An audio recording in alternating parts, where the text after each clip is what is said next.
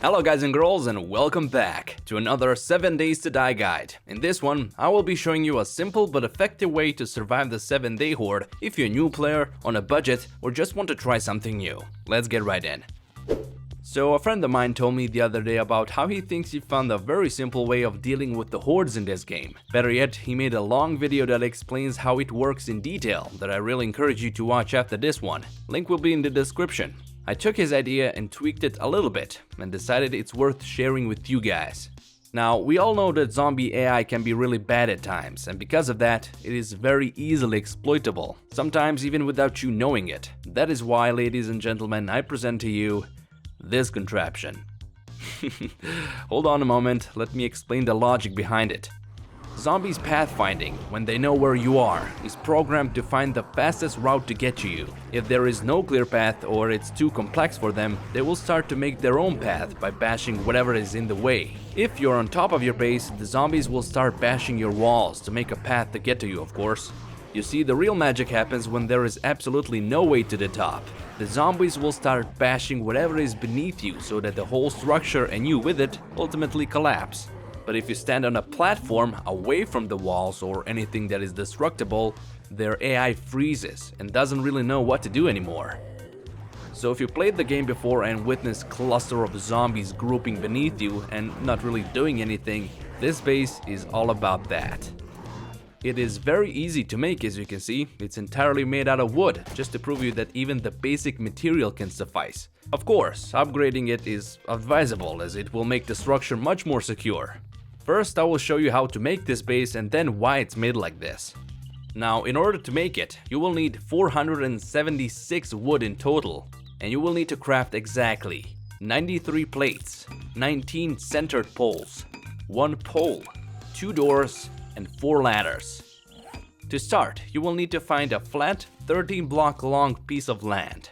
Start by placing 2 center poles on top of each other, a door on top of that, and another pole on top of that door, and a plate on the very top. From the door horizontally, place 5 center poles, and from the top plate, place 4 additional plates. It should look like this.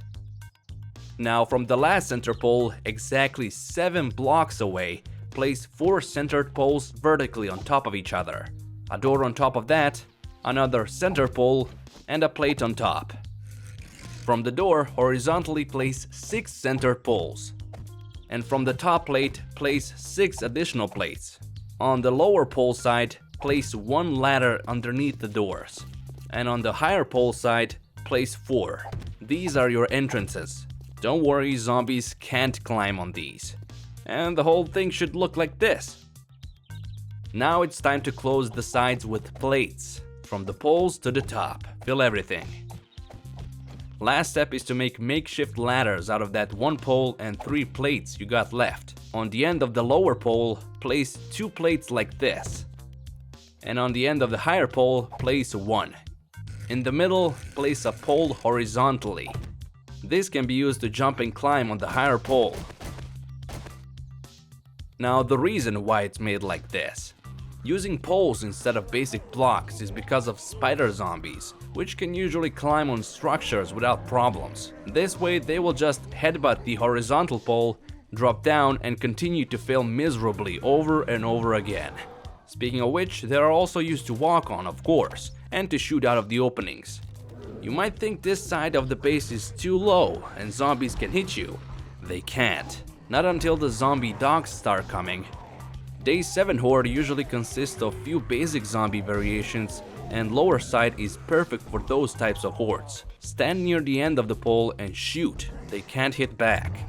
On day 14 horde, you might start getting zombie dogs in addition to your regular zombies. Dogs can make a problem because they are technically 1 block high and other zombies can climb on them and will start hitting the poles. That is why there is a second, higher pole compartment. Standing 5 blocks high ensures that even if that happens, it's too high for them and they can't reach the pole. Now you also might think, why not stand on the higher pole all the times? Zombie cops is why. fat zombie cops start coming around 21 and 28 day horde, and they shoot vomit projectiles at you if you are far away from them, which can be devastating to you and the structure. But there's a catch. They can't shoot if they don't have a clear shot. That is why everything is closed by the plates. But standing on the higher pole can make them just far enough to shoot vomit at you. That's when you go to the lower pole, but make sure that there are no zombie dogs around. You can also shoot them with something to stop their vomiting animation momentarily. Oh yeah, plates also block zombie vultures, which are flying pests, and also ensures that you don't fall down. Now, I will start demonstrating to you how to survive the horde using this base. With each horde I will be increasing my level by 15 and the base by 1 tier, which should simulate more realistic scenario.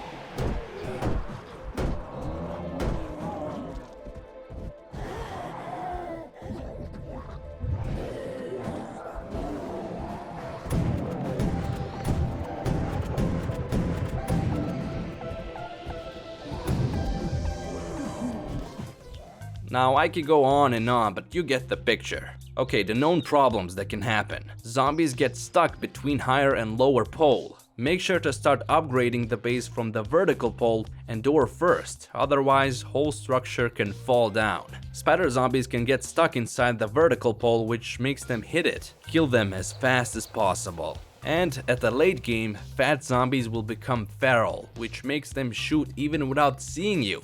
Kill them as fast as possible. There's no way around that. They are simply made to sabotage everything. And that's about it. I hope you found this guide informative. If you did, I would appreciate if you leave a like, consider subscribing to the channel, and if you want to support even further, Patreon link is always in the description. That is all from me, until the next time, peace out.